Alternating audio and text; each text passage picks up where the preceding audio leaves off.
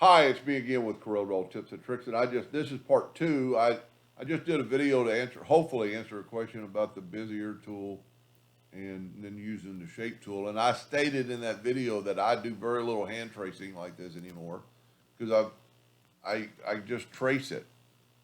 So we're going to go to bitmap and look at this, and I think I've already converted to 300 dots per inch.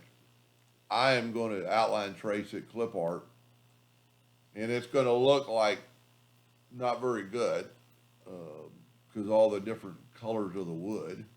But that, look at that. It doesn't look like a flip.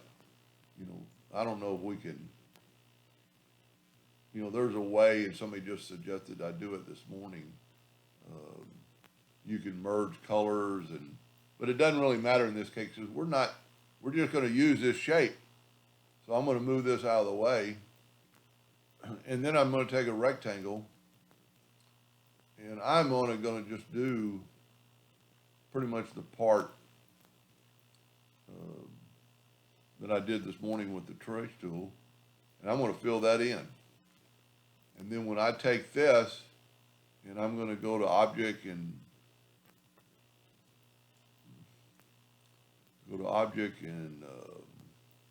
well, I guess because I didn't do the whole box, it's not a curve. I'm going to left click, and I'm going to break away some lines so we can actually look at it together. I'm going to take my shape tool, and I'm going to right click that node and break it apart, and I'm going to, well, really I want to break that one apart, and then I want to break, maybe this one apart, one of these, because this is about as far as I went. Then I can take the virtual segment delete key and delete these lines. I didn't go that far, but see, I didn't break those apart, so they won't do that. Now, this is a little jagged, and I'm going to fix that before we compare the two. I'm just going to delete those two nodes, and I'm going to delete these inner nodes, and then let's see there's so many nodes. I can delete that node.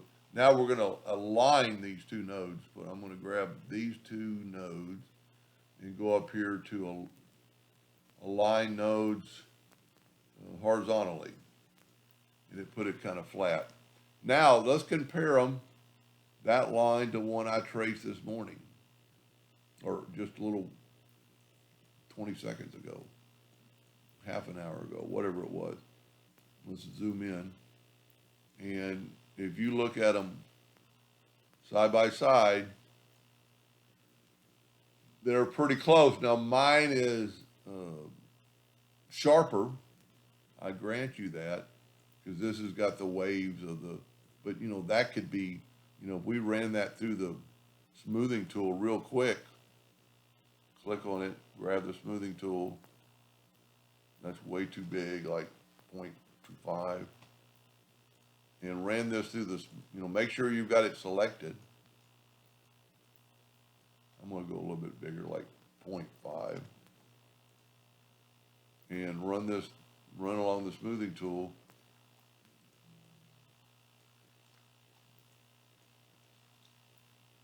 People that trace a lot, so I'm going to make my new trace line red so we can just tell the difference.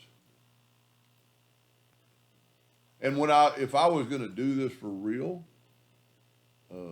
maybe I would trace it by hand and do exactly what I just did and only do half of it. And then, like I did in the first video, I would mimic this shape, back to here and Control D and duplicate it and flip it and take the control button and make it there, and then make this shape. If that's what I was doing, if I was going to make this spindle, that's pretty much perfect. And let's rotate that 90 degrees.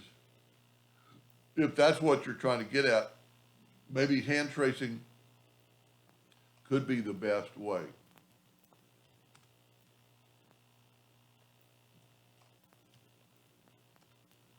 And put them side by side. I think I'm upside down. pretty much, I'm gonna go with hand tracing this time. It might save you some time. Anyway, I hope that helped a little bit, and thank you for watching.